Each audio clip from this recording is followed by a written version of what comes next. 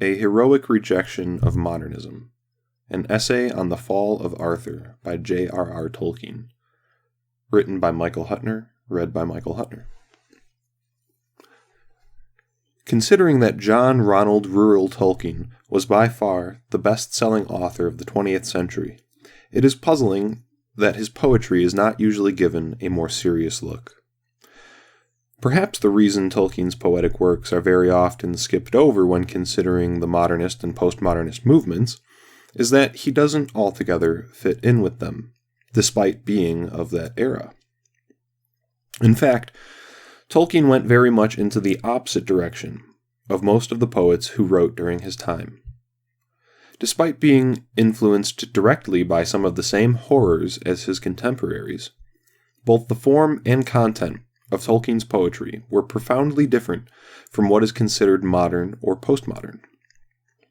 At a time when Ezra Pound was saying, "Make it new," by throwing away the old conventions of traditional poetry, and folks like Allen Ginsberg and William S. Burroughs were being sold to the public as the poetic voice of the era, Tolkien was working in a completely different school of art.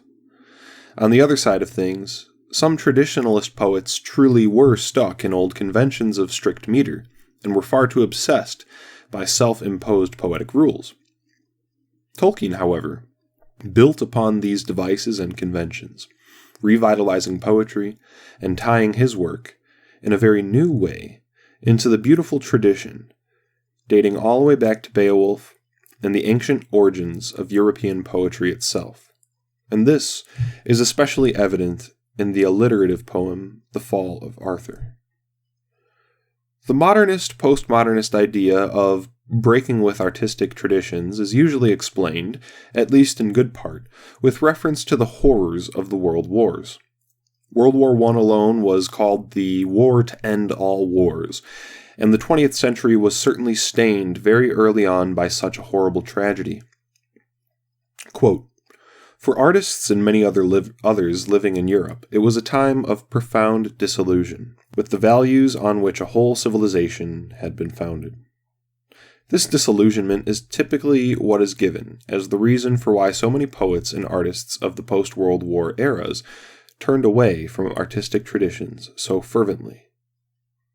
However, Tolkien was born January 3rd, 1892, and was 22 years old when World War I began. He enlisted in the British Army and was an officer during the war, taking part in, quote, 2 major offenses against the Germans. On his first day in the trenches, his battalion was part of an unsuccessful attack on Orvières, a village held by the Germans. The barbed wire had not been cut, and many of his men in the battalion were killed by machine gun fire. His battalion also took part in the attack on the Schwaben Redoubt, a strongly fortified German position, at the end of September 1916. Tolkien experienced the horror of war firsthand. While some folks like Allen Ginsberg and William S. Burroughs did drugs and traveled comfortably everywhere from Morocco to the Amazon, Tolkien was writing poems and inventing languages under fire in the trenches. That doesn't mean that Tolkien was completely unaffected by his time in the war. He wrote in the preface to Lord of the Rings, quote, "One has indeed personally to come under the shadow of war to feel fully its oppression. But as the years go by, it now seems often forgotten that to be caught in youth by 1914 was no less hideous an experience than to be involved in 1939 and the following years. By 1918, all but one of my close friends were dead." Could you imagine all of your close friends being dead by the time you were 26? And yet, it was the hip, privileged self-promoters like Ginsberg and Burroughs, rich boys from Columbia and Harvard, who posed as the beat poets, worn down and disillusioned by the horrors of society. Perhaps Tolkien was just made of tougher stuff, but at the same time as being profoundly disturbed and horrified by the war, it also gave him, quote, "an appreciation for the virtues of normal, ordinary people, for friendships, and for what beauty he could find amidst the ugliness. In his search for those ordinary virtues and beauty amidst ugliness, Tolkien delved back into the past, where he found refuge in the legends of Beowulf, King Arthur, and the like. He did not believe, as many others did, that, quote, the values on which a whole civilization had been founded were flawed. Tolkien believed that they had been lost or strayed from, and he wanted to revive them through the creation of his own legends, but also with the revitalization of old ones. The Fall of Arthur is a perfect example of this creative impulse. According to biographer Humphrey Carpenter, quote, Arthurian stories were unsatisfactory to him as myth, in that they explicitly contained the Christian religion. In his own Arthurian poem he did not touch upon the Grail, but began an individual rendering of La Morte d'Arthur, in which the king and Gawain go to war in Saxon lands, but are summoned home by the news of Mordred's treachery. This was the essence of Tolkien's philosophy of writing. He did not want to create symbolic works or allegories, but stories which stood on their own. He wanted fantasy with the richness and depth of reality, so that the story could pull you in and get you to relate to the characters as if they were real people undergoing real challenges. Tolkien explicitly spelled out this distinction between narrative and allegory by saying, quote, I cordially dislike allegory in all its manifestations, and always have done so since I grew old and wary enough to detect its presence. I much prefer history, true or feigned, with its varied applicability to the thought and experience of the readers.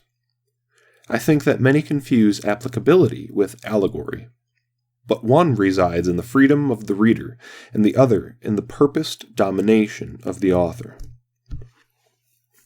Almost in anticipation of later movements, such as conceptual poetry, which is self-described by its practitioners as an act of uncreative writing.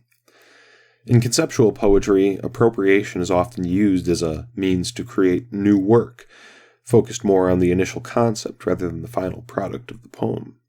Tolkien was, conversely, entirely focused on the final product of his story or poem. Because many of his characters and stories ring true to many readers, much can be learned from, say, the strength and courage of Arthur or the loyalty and wits of Guinevere. But Tolkien never sought out to write with the purpose of conveying some specific concept or allegorical worldview to an audience. All he wanted was a great story or poem, and the construction of such a thing takes marvelous skill. That skill and mastery of language shows through especially in The Fall of Arthur. In its musical, alliterative meter, we can see an appreciation for history which dates all the way back to Beowulf, and yet is innovated and reinvented for modern English.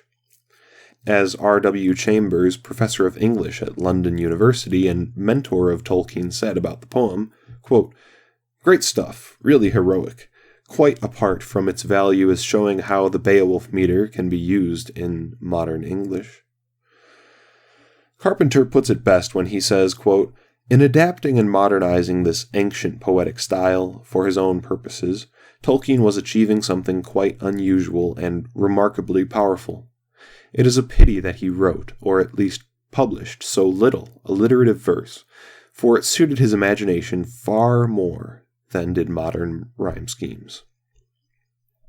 It suited Tolkien's imagination particularly well because Tolkien was in the business of creating stories that could be valued in and of themselves, which took some significant exposition.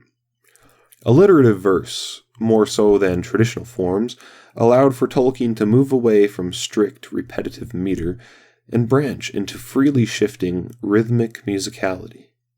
In alliterative, accentual verse, the rhythm is much freer, for what really matters is the strong number of beats per line. In Beowulf, 4 beats per line. The weak syllables can be arranged as sense and art dictates.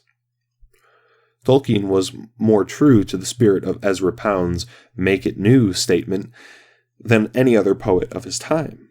Instead of throwing away the old devices, he innovated them for his own purposes. Apart from rhythm, Tolkien also utilized an expanded vocabulary with words such as plenilune and argent, because, according to Tolkien, they are beautiful words before they are understood, and how is one to know them till one does meet them? He didn't just throw away everything that we knew about poetry. He actually made it new by improving and expanding upon it.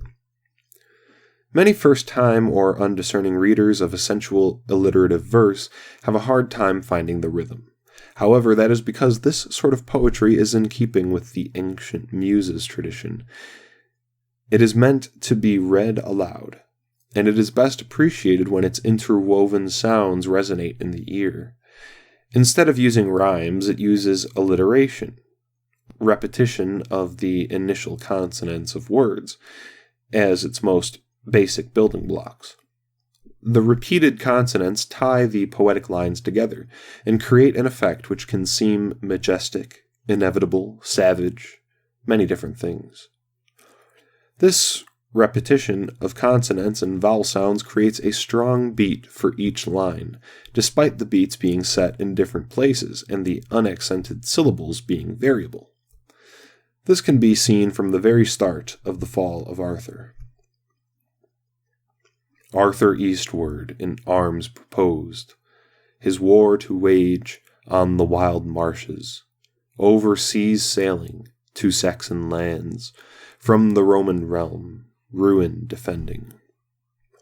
Tolkien's son, Christopher, notes in the foreword of The Fall of Arthur, the astonishing amount of surviving draft material for The Fall of Arthur reveals the difficulties inherent in such use of the metrical form that my father found so profoundly congenial, and his exacting and perfectionist concern to find, in an intricate and subtle narrative, fitting expression within the patterns of rhythm and alliteration of the Old English verse form. Tolkien goes on to later say, "The amount of time and thought that my father expended on his work is astounding." Like the narratives themselves, Tolkien wanted his poems to be enjoyable to read. Ursula Le Guin puts it this way, quote, "His verse often shows extraordinary intricacy of meter, alliteration, and rhyme, yet is easy and fluent to read." Tolkien took great care in constructing stories that were enjoyable to read, realistic, meaningful without interpretation, and emotionally compelling because, according to Tolkien, this provided an artistic escape for readers, which was perhaps what readers needed most after the horrors of the world wars that Tolkien and his generation lived through. Escapism is often used as a dirty word to criticize authors of fantasy like Tolkien. It is seen as childlike or irresponsible for a writer to pander to their audience and provide them escapes from the horrors of the world. Tolkien would reply to those critics by saying, "The only people who invite against escape are jailers." Tolkien believed that his fantasy narratives could provide crucial spiritual sustenance for people who needed it, and that they were not primarily for children because, quote, "fairy stories offer also, in a peculiar degree or mode, these things: fantasy, recovery, escape, consolation. All of the things which children have, as a rule, less need than older people." Tolkien and his generation needed these more than ever, and while the privileged poets of America like Burroughs and Ginsberg waxed neurotic and wallowed in their rapidly disintegrating sense of identity and values, Tolkien was grounded in the virtues of a legendary past, partly of his own creation, and was willing to forge forward with offerings of recovery, escape, consolation, and I would add above all things, hope. Not only did he do this through timeless narratives like The Fall of Arthur, but he did it with the unmatched skill in his diction and arrangement of his words, which has sealed his place in history as a poet and a writer who will be read again and again for centuries to come, long after posers like Ginsberg have been forgotten.